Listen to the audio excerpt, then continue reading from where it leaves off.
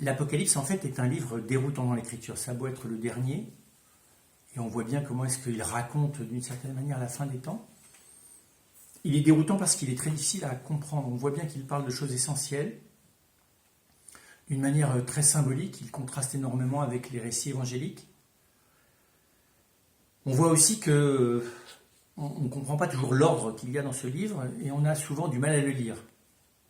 Ça n'est pas d'ailleurs simplement un problème qui est le nôtre, c'est le problème qui est celui de l'Église depuis ses origines. Elle a hésité à l'intégrer dans les textes canoniques parce que toutes les églises ne l'avaient pas adopté. Et puis surtout, elle l'a extrêmement peu commenté, même si le texte est présent dans la liturgie. Heureux les invités au festin des noces de l'agneau, les 4 vivants du début de l'Apocalypse qui figurent dans la tradition chrétienne, les 4 évangélistes.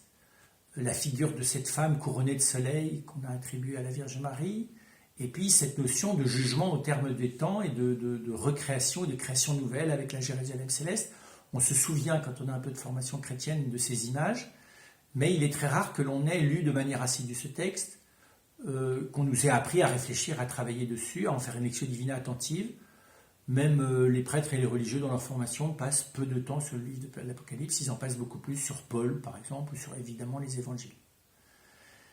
Et pourtant, c'est très étonnant de voir que ce texte, pas simplement parce que sa forme, on le verra, a quelque chose de cinématographique, puisque c'est la description de visions qui se succèdent, mais voilà, cette espèce d'ampleur à la fois cosmique et universelle qu'il nous propose sur les hommes, sur les catastrophes ou les bouleversements au sein de l'univers, au sein de l'humanité, répondent à certaines des préoccupations de notre temps.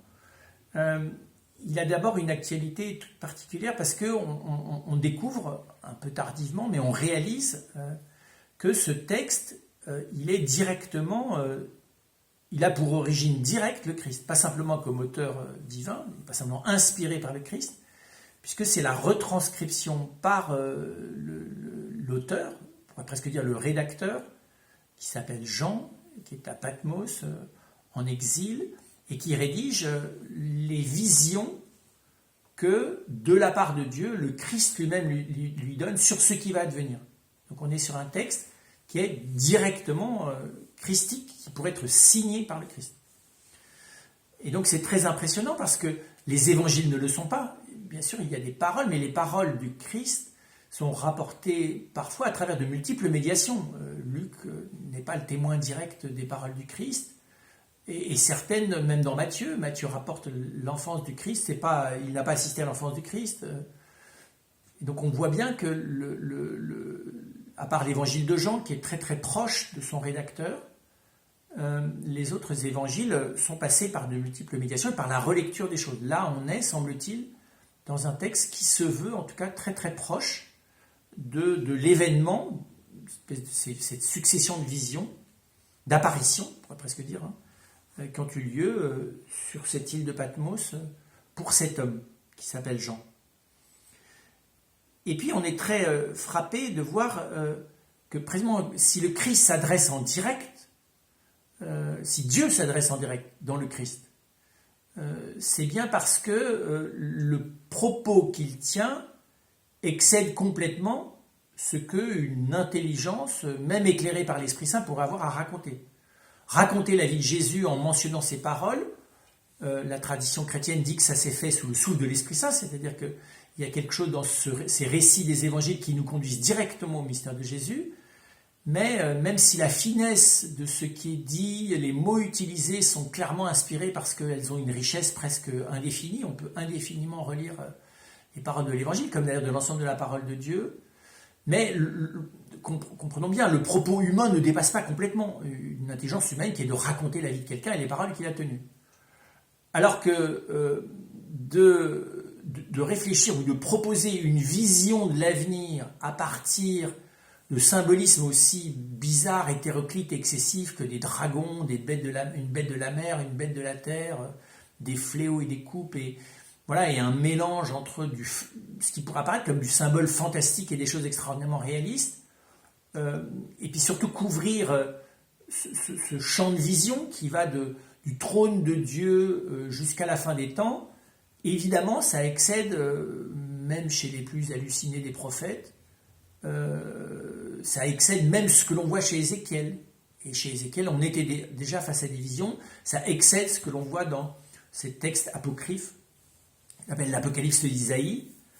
Il y a là, pas simplement des visions catastrophistes sur la fin du monde, mais on va le voir, il y a une véritable construction visuelle, il y a une véritable discours, histoire, symbolique, qui nous introduit dans une manière d'aborder notre propre existence. C'est la première chose qui est très frappante, et c'est sans doute pour ça que le livre lui-même s'attribue une béatitude. Il est dit « Bienheureux celui qui lira ce texte ». Et donc, il y a une béatitude qui est accordée d'une certaine manière à l'audition de ce texte de la part du Christ. C'est d'autant plus important que, précisément, écouter quelque chose qui nous dépasse se fait d'autant plus facilement que la personne que l'on écoute est digne de confiance et nous semble véritablement porteuse d'une lumière qui nous dépasse nous-mêmes. Il est plus facile d'écouter un prix Nobel nous parler de physique qu'un mauvais élève de terminale. Bien de la même manière, il est plus facile d'écouter, il est bien heureux d'écouter en direct le Christ donner à entendre et d'une certaine manière à voir, puisque ces visions ont pour but de susciter, ce récit a pour but de susciter en nous d'une certaine manière une reconstitution de ces visions. Donc c'est écouter Jésus nous donner à voir ce qui doit nous préparer à ce qui advient dans notre vie, puisque c'est ce que prétend le texte, pas seulement dans notre vie, mais dans la vie des hommes, dans l'histoire des hommes, dans l'histoire de l'Église. Il y a une béatitude particulière qui est d'écouter directement Jésus nous parler et de le recevoir comme tel. Je le disais tout à l'heure, le récit n'est pas du tout un récit linéaire comme l'histoire de quelqu'un, comme c'est le cas dans l'Évangile. Ça n'est pas non plus le témoignage d'un homme porté à des communautés, comme le fait Paul, qui commente la vie des communautés chrétiennes, qui leur donne des conseils, qui les enseigne. On n'est pas d'abord dans un enseignement, on n'est pas d'abord dans des prescriptions morales, on n'est pas d'abord dans un récit de type terrestre et humain. On est dans une vision qui ressemble plus à ces films de science-fiction contemporains. On pense plus au Seigneur des Anneaux, à Harry Potter ou à ces espèces de visions des Marvel et avec des êtres fantastiques. On pense plus à du fantastique qu'à un récit historique. Et pourtant, l'écoute de ce texte nous fait bien percevoir qu'au-delà de ces images, eh bien, il s'agit de ce que nous vivons. Et notamment, il s'agit de ce que nous vivons en situation chaotique. Deuxième raison pour laquelle l'Apocalypse est d'une actualité extraordinaire, c'est qu'elle jette une lumière extrêmement forte sur ce qu'il y a de chaotique dans la vie des humains, ce qu'il y a de chaotique dans l'histoire humaine, sur la dramatique de l'histoire humaine. On n'est pas du tout dans un récit comme le livre de Tobie ou même comme l'Exode. On est dans un moment où le cosmos, les catastrophes cosmiques semblent s'abattre sur les hommes, dans lequel le déchaînement de la violence entre les humains, entre le ciel, enfin entre le monde des anges ou le monde du mal et le monde des hommes semble se déchaîner. Et donc on est dans un texte qui prétend éclairer les situations, la tragédie humaine. Alors c'est ce que fait déjà l'Écriture, c'est ce que fait déjà la Bible. C'est très frappant de voir, on était très choqués il y a maintenant une cinquantaine d'années de voir que l'Ancien Testament, ou la Première Alliance, les textes de la Première Alliance racontaient tant de choses dramatiques avec beaucoup de violence, beaucoup de guerres, beaucoup de morts, beaucoup de menaces et beaucoup de malheurs. Évidemment, si ce que l'on souhaite par la foi, c'est s'échapper du monde des humains pour avoir des petites histoires charmantes sur le monde que l'on rêve et comment est-ce qu'avec l'aide de Jésus-Christ, notre humanité pourrait se transformer en gras pâturage peuplé de petites forêts avec des petites familles qui vivent aisément avec des petites vaches et des petits moutons de manière heureuse, c'est sûr qu'il ne faut pas s'adresser à l'Écriture. L'Écriture, c'est Dieu qui nous fait savoir à quel point il connaît la dramatique de notre histoire humaine. Et il n'y a pas plus proportionnellement de violence dans la Première Alliance dans les textes de la Première Alliance qu'il y a dans l'histoire des hommes. Alors ça n'est pas parce que nous sommes les enfants de l'après-deuxième guerre mondiale et que nous avons rêvé un monde sans violence, que nous y soyons parvenus et que d'autre part, nous avons cette capacité tout d'un coup de créer un espace en dehors du reste de l'histoire humaine. Et nous redécouvrons que non, l'histoire humaine, elle est, si ça n'est pas sur notre territoire, sur d'autres territoires, si ça n'est pas de manière sous la forme d'une violence physique, ça peut être sous la forme d'une violence psychique, qu'elle soit celle des images, qu'elle soit celle des discours, qu'elle soit celle de la perte des points de repère et des pertes de sens, qu'elle soit celle des injustices sociales. Et donc la violence, elle est là. Et elle est dans une vie humaine, la souffrance, l'épreuve, a une grande place dans la vie des humains. Et c'est s'aveugler ou être dans un déni grave que de ne pas le voir. Après ça peut nous scandaliser. Et il y a une place d'ailleurs pour le scandale dans l'Écriture. On le sait, c'est le livre de Job, où Job interpelle Dieu sur l'injustice qu'il perçoit dans les malheurs qui lui arrivent, alors qu'il a mené, lui semble-t-il, une vie droite. Et donc l'Écriture fait droit au scandale de l'homme devant le chaos, devant la violence, devant le mal, devant les épreuves, devant la violence. Mais en tout cas, elle est là. Et je trouve très touchant de voir que finalement Dieu vient prendre part, être à nos côtés dans l'histoire violente des hommes, pour tenter de nous donner une lumière. Une lumière qui consiste à dire qu'évidemment, il ne s'agit pas toujours de se considérer comme la victime, il ne s'agit pas toujours de se considérer comme innocent soi-même de la violence, et puis il s'agit, même quand on est victime, d'essayer de discerner que faire de cette situation de violence subie, que faire de la tentation, de la vengeance, de la revanche envers autrui. Voilà. Donc cette question, elle est évidemment politiquement ou militairement, géopolitiquement capitale, mais elle est aussi, on le sait, capitale dans l'espace familial, elle est capitale dans la communauté de travail, elle est capitale même dans les communautés ecclésiales. La jalousie, la rivalité, la trahison, la déloyauté, le mensonge, la manipulation, voilà, font partie de la vie humaine. Elles ne donnent pas le sens de la vie de l'homme, mais elles y sont présentes.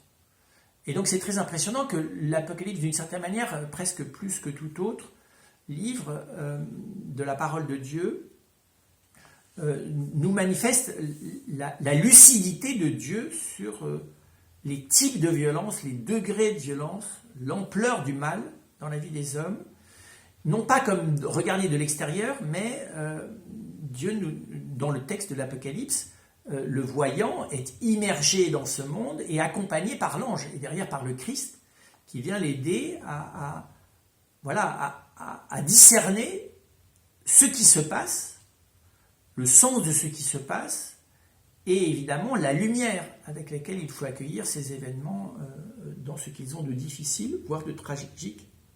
Alors pourquoi qu'est-ce qui dans le chaos ou la violence sur lequel l'Apocalypse jette une lumière, qu'est-ce qu'il y a d'extrême?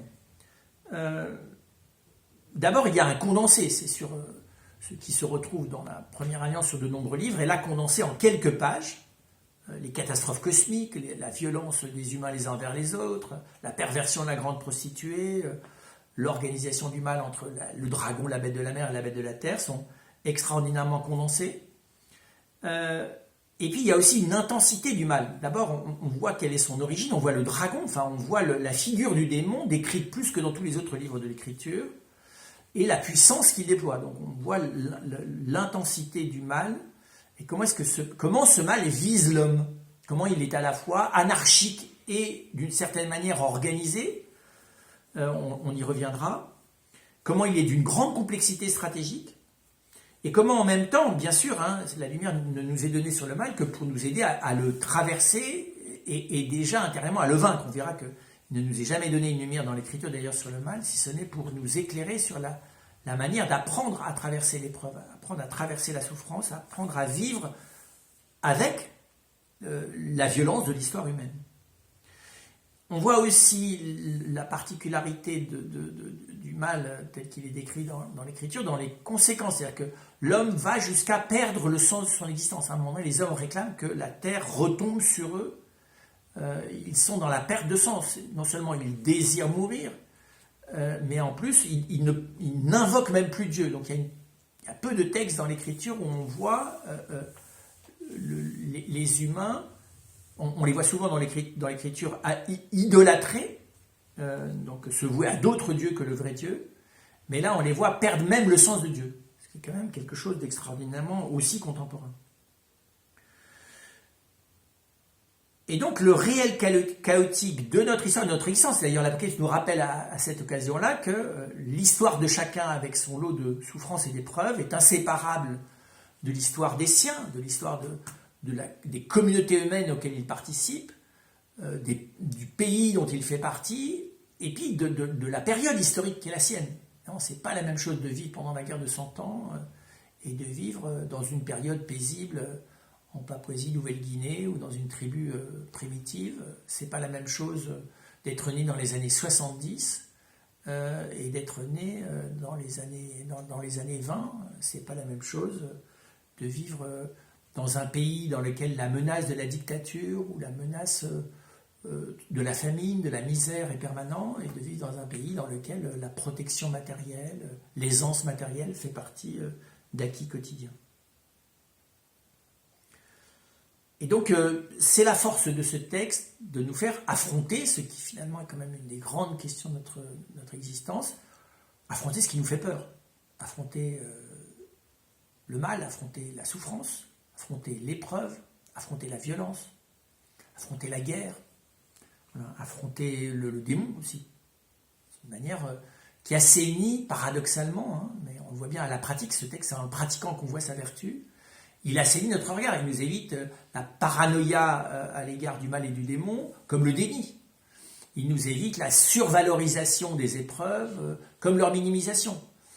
Il nous évite d'être dans la terreur permanente qu'il nous arrive des choses difficiles, mais sans non plus aller les rechercher comme si plus nous avions d'épreuves et plus nous étions valeureux et méritants.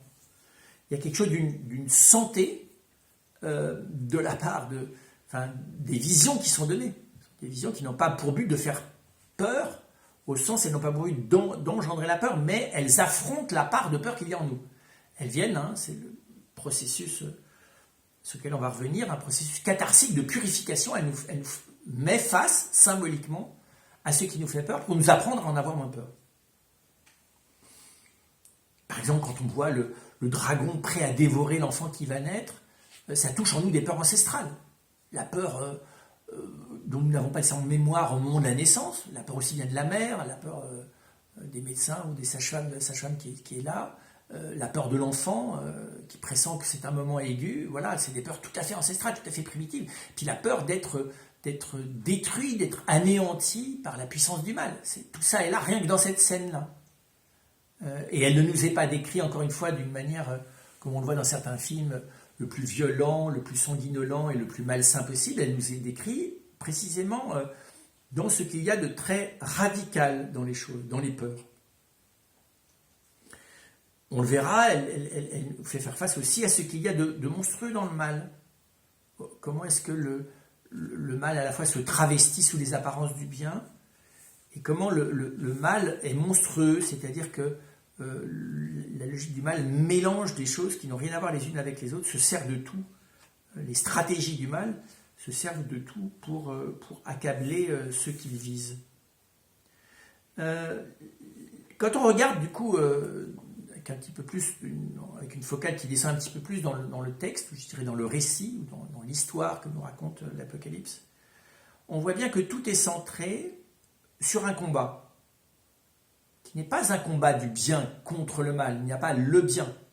Ce n'est pas non plus le combat de Dieu contre le dragon. Le dragon est vaincu très tôt dans le récit. Mais c'est un combat entre la conduite de Dieu sur le cœur de l'homme. C'est-à-dire sur l'homme un combat entre l'homme dans sa fragilité, la fragilité de sa fidélité à Dieu, la fragilité de sa fidélité à lui-même, la fragilité de sa fidélité au Christ, sa fragilité face au mal, et puis les forces qui se déchaînent, qui, on le verra, sont des forces à la fois de domination, donc des puissances d'aliénation de l'homme, des forces de terreur, et des forces de destruction. Donc on voit bien que fondamentalement, il s'agit de ceux qui menacent l'homme. Et c'est très juste, finalement, de nous mettre face à ce qui menace l'homme en termes de domination, en termes de terreur, et en termes de destruction, parce que c'est ce que dans nos projections sur l'avenir nous essayons d'éviter, quand nous imaginons des lendemains qui chantent, ou au contraire c'est ce qui nous terrorise ou qui nous fait peur d'avance dans l'anticipation négative, ou bien nous anticipons positivement l'avenir et nous essayons d'écarter la possibilité de la terreur, de la domination et de la destruction, ou bien au contraire nous sommes paralysés face au futur à cause des risques de destruction, de terreur et de domination. Pourquoi ? Parce que nous n'avons pas connaissance de l'avenir. Et donc là aussi c'est très étonnant, le texte de l'Apocalypse nous apprend à faire face aux possibles négatifs de l'existence sans nous laisser anéantir par eux, et au contraire, d'une certaine manière, en se laissant renforcer dans notre chemin avec Dieu, avec le Christ à nos côtés, vers l'accomplissement de notre vocation personnelle et collective. Donc de cheminer, non seulement en ne nous laissant pas ni asservir, ni terroriser, ni détruire, mais en nous renforçant dans notre propre vocation. Donc il y a là quelque chose c'est un texte de miséricorde qui vient à l'intérieur de l'affrontement avec ce qui est fondamental, ce qui nous fait peur, le nombre de nos actes qui sont posés pour nous protéger d'avance, ou pour éviter, ou pour ne pas vouloir voir, ou pour mettre en scène de manière dramatique ce qui nous fait peur, ce qui nous aliène, et nous fait perdre notre liberté, ou bien ce qui directement nous détruit, nous entame, nous réduit, nous anéantit. La peur est quand même un sentiment fondamental qu'on voit naître dès la Genèse, et c'est comme si là, tout d'un coup, la parole de Dieu venait prendre en charge ces émotions négatives, fondamentales. Ce ne sont pas les émotions premières. Les émotions premières, on les voit dans la Genèse, c'est l'émerveillement, c'est la gratitude, c'est l'accueil du réel, c'est l'amour, c'est-à-dire oui, c'est l'accueil et la confiance. Hein. On le voit dans la relation de Dieu à Adam et même les premiers pas, la découverte d'Ève par Adam. Mais on voit très vite apparaître, après le choix alternatif que l'homme fait, non pas de suivre Dieu à la manière dont Dieu le lui propose, mais de suivre Dieu de loin pour mener le chemin qu'il souhaite, lui, l'homme, mener, avec l'aide ou avec un assentiment arraché du bout des lèvres à Dieu. Et donc on voit bien que dès que l'homme prend l'option de mener sa vie sans chercher d'abord à ce qu'elle soit dans une forme de docilité intérieure à Dieu, c'est-à-dire dans la confiance, dans l'amour, dans l'émerveillement, dans la gratitude, alors apparaissent la peur au jardin, j'ai eu peur parce que je suis nu, je me suis caché, les logiques de domination, il dominera sur toi, ton désir te portera vers lui, et la peur que Dieu domine sur nous. Puis après ça, là, bien sûr, le meurtre de Caïn sur Abel, et puis la destruction, d'abord la menace de la mort, la menace de l'échec, qui enfantera dans la douleur, et puis la violence destructrice de la jalousie fratricide. Et déjà, d'une certaine manière, cette espèce d'éloignement destructeur entre l'homme et la femme, et entre chacun d'eux et eux-mêmes, hein, qui se découvrent en nus, se mettent d'une certaine manière à avoir peur de leurs conditions de précarité. Ils ne sont plus capables de transformer leur relation en une relation d'alliance, mais d'une certaine manière se mettent à se laisser effrayer par la possibilité que cette relation soit une relation d'abord menaçante l'un pour l'autre. Voilà. Donc tous ces sentiments fondamentaux que nous connaissons bien, que la psychologie explore, c'est à cet endroit-là que l'Apocalypse, de manière très personnelle, vient nous prendre en charge, comme d'ailleurs le voyant, qu'est Jean, pour faire face à ce qui nous fait peur, à l'école du Christ. Ensuite, il faut s'arrêter un petit moment pour pouvoir mieux rentrer dans ce texte sur son mode. Techniquement, on pourrait dire que ce sont des visions extatiques, une espèce d'hallucinations, mais qui sont données par Dieu. Donc on pourrait presque dire que ce sont des songes éveillés. Alors, on parle d'hallucinations parce qu'il y a des choses qui font peur, mais Dieu donne des visions, il tombe comme en extase, celui qui est le rédacteur dit qu'il tombe comme en extase, ce qui montre bien qu'il se laisse faire, il habite de l'intérieur. Aujourd'hui, on dirait c'est comme d'être dans un monde virtuel en immersion. Sauf que ce monde virtuel n'est pas un monde virtuel construit par les hommes, il n'est virtuel que par les symboles qu'il utilise, mais ce qu'il désigne derrière ces symboles, ce sont des choses éminemment réelles, puisque je viens de le nommer, ce sont la peur, ce sont les enjeux de nos existences, et on le verra aussi, les enjeux collectifs de l'histoire humaine. Et donc là aussi c'est très frappant de voir que si nous ne tombons pas dans cette extase hallucinée à la première lecture de l'Apocalypse, évidemment ça sera impressionnant si, de la même manière que si chaque fois qu'on communiait eucharistiquement, on s'élevait à 20 cm au-dessus du sol, le visage transfiguré de lumière, et qu'on se mettait à rayonner et à chanter une voix angélique, je ne sais pas trop quoi, le Gloria par exemple, évidemment là ça serait très impressionnant pour nous-mêmes, pour nos frères et sœurs chrétiens et pour ceux qui ne sont pas chrétiens, même si on nous emmènerait sans doute rapidement à l'hôpital psychiatrique. Mais évidemment, ça serait très impressionnant si à la lecture de l'Apocalypse, nous tombions dans cette espèce d'extase. Alors, c'est très impressionnant parce que ce texte n'a pas pour but de nous mettre, mais, c'est tout proche. De la même manière qu'un texte littéraire avec des descriptions, encore une fois, presque fantastiques à la manière du Seigneur des Anneaux, de la manière d'un auteur comme Lovecraft, par exemple, dans ses récits de science-fiction, ou même dans les contes d'Andersen, où on vous raconte des histoires qui font terriblement peur, contes de Grimm, voilà, on voit bien que les images sont là pour, normalement, que nous nous laissions imprégner par elles, que nous les fassions nôtres, et qu'à travers ces images, s'opère quelque chose dans notre âme. C'est ce qu'on appelle la catharsis, qui s'opère aussi bien dans le domaine littéraire, dans le domaine musical, dans le domaine théâtral, dans le domaine cinématographique, et que normalement devrait opérer sur nous la liturgie elle-même. Alors, il faut reconnaître aujourd'hui qu'en orthodoxie ou dans les liturgies orientales, il y a encore cette dimension catharsique forte de la liturgie parce qu'elle est très, très, très chargée symboliquement au grand sens du terme. Il est malheureusement plus rare que l'on vive en catholicisme aujourd'hui une même emprise des symboles sur nous, si ce n'est que peut-être que l'appauvrissement ou la simplification des symboles à l'extrême, comme par exemple dans la messe de Paul VI que nous célébrons depuis le Concile Vatican II, et pour but de nous rendre sensibles non plus à ces symboles, comment dire ça, dans ce qu'ils ont de fantastique ou de métaphorique, mais que nous soyons beaucoup plus sensibles finalement à la présence transparente de Jésus, présent dans l'Eucharistie. Voilà, qu'il y a deux temps. Peut-être que nous avons d'abord à être purifiés à la lecture de l'Apocalypse pour avoir moins peur et pouvoir, dans le temps de la liturgie eucharistique par exemple, célébrer de manière plus simple, plus sobre, qui nous met directement dans le mystère de la croix et dans le mystère du cœur du Christ. Mais nous ne pouvons pas minimiser l'importance de cette catharsis pour plein de raisons. D'abord parce que le monde dans lequel on est nous intoxique à longueur de journée, et désormais avec ce type d'image. Nous sommes face aussi bien par la publicité, par le marketing, par les réseaux sociaux, par la capacité de fabriquer des images virtuelles. Nous sommes devant une espèce de mise en scène fantastique et souvent délirante, et parfois même apocalyptique et inquiétante, voilà, de plein de choses. Internet est bourré d'images terrorisantes, aliénantes et destructrices.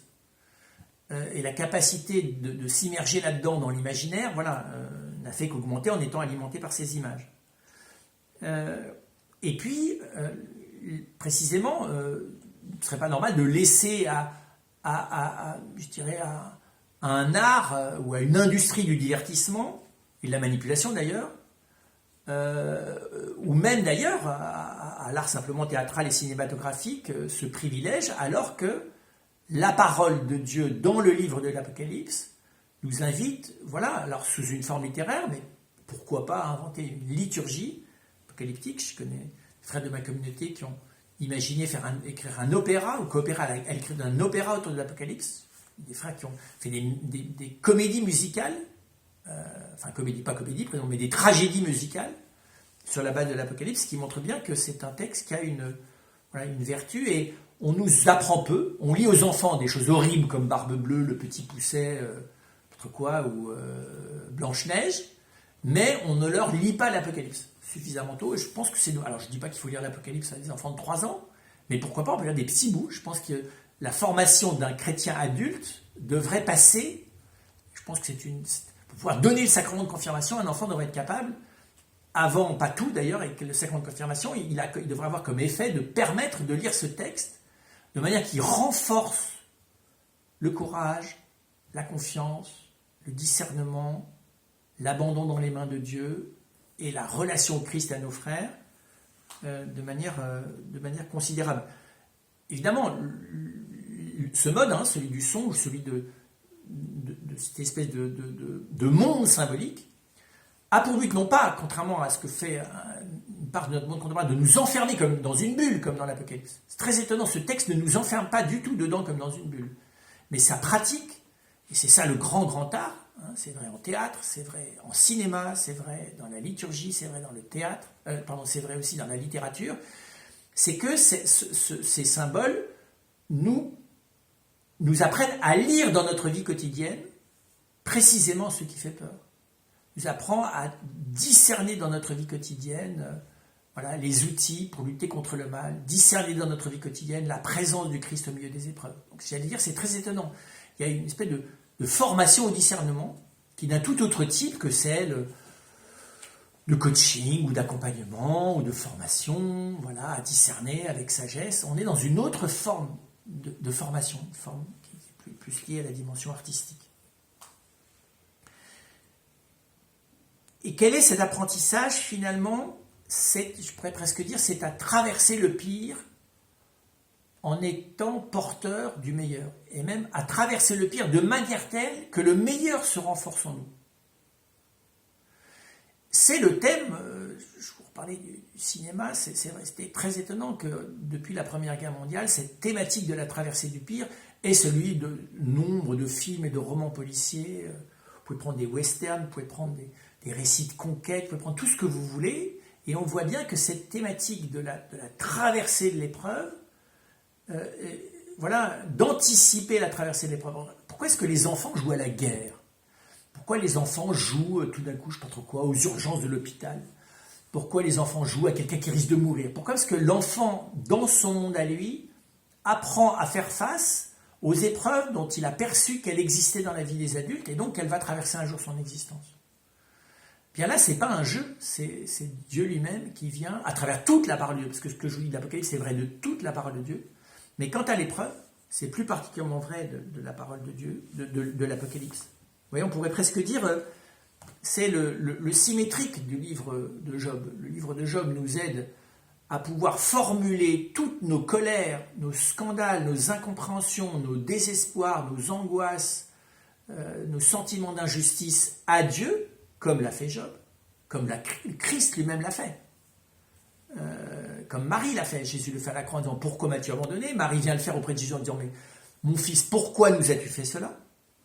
Et donc cette formulation, apprendre à ce qu'elle est légitime, Dieu ne me demande pas d'avaler l'épreuve comme si elle avait une vertu comme telle.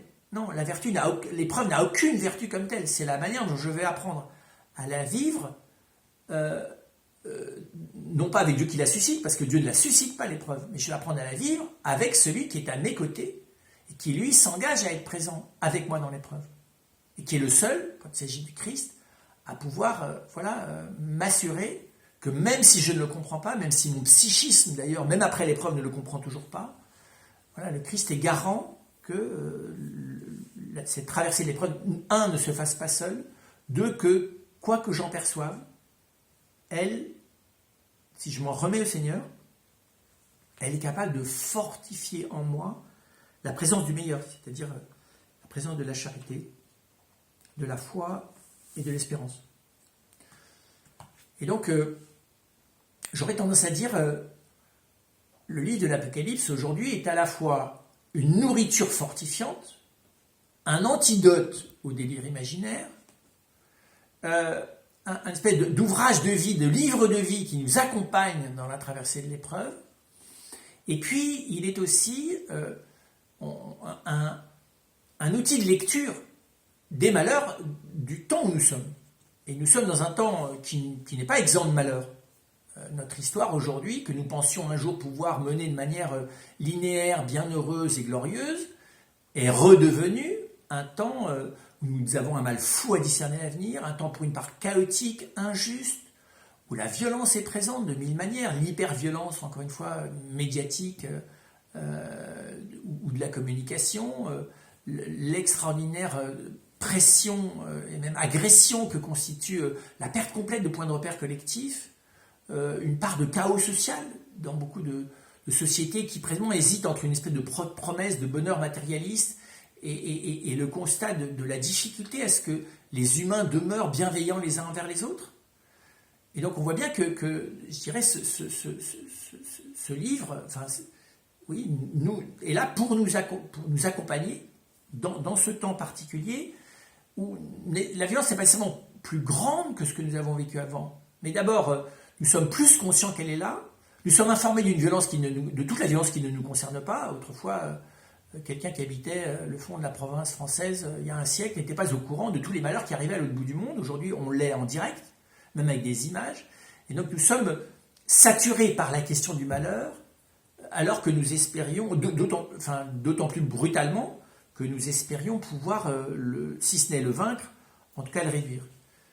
Et donc, sous ce rapport-là, la lecture de l'Apocalypse est d'une actualité extraordinaire, d'autant plus qu'elle nous permet de porter un regard, on le verra, sur les épreuves que, oui, le temps particulier de violence, de chaos, de destruction, de domination, dans lequel nous sommes, qui n'est pas seulement pire ou moins pire qu'une autre période, mais qui est là, d'avoir un regard sur elle, et puis d'avoir un regard sur ce que vivent les communautés dont nous faisons partie, familiales, entrepreneuriales, nationales, régionales, ecclésiales, religieuses, et l'impact personnel que ça a sur nous. C'est aussi ça qui est extraordinaire, c'est que ça nous permet de comprendre qu'il y a une certaine forme de synergie, ce qui est profondément d'ailleurs ce que l'Alliance fait comprendre au peuple d'Israël, qui est définitivement un peuple qui est inséparable de l'histoire du monde, et dont nous héritons par le baptême. Par le baptême, nous entrons dans cette solidarité à l'égard de l'histoire du monde, à l'égard de la conduite de Dieu sur l'humanité tout entière. Donc nous ne pouvons pas regarder notre vie uniquement à la lumière de notre petite biographie, et a fortiori de la petite lecture de notre petite autobiographie, mais non, notre vie participe à quelque chose de plus large, qui est la communauté humaine, et de beaucoup plus grand, qui est la manière dont Dieu agit en nous, au service de cette humanité, et agit dans le cœur de nos frères, au service de notre existence. Et donc, l'Apocalypse a aussi cette capacité de nous retrouver frères et sœurs d'armes, dans le même combat, et d'apprendre à avoir une lecture partagée du temps où nous sommes, dans lequel, pour faire court, on n'est ni dans le complotisme paranoïde, ni dans l'irénisme qu'enfin nous avons les solutions pour que tout marche, non, dans lequel nous apprenons à discerner précisément là où le bien s'intensifie dans le cœur des hommes, vis-à-vis d'eux-mêmes, vis-à-vis de Dieu et vis-à-vis de l'autre, et au contraire l'endroit où il est mis à mal et profondément menacé.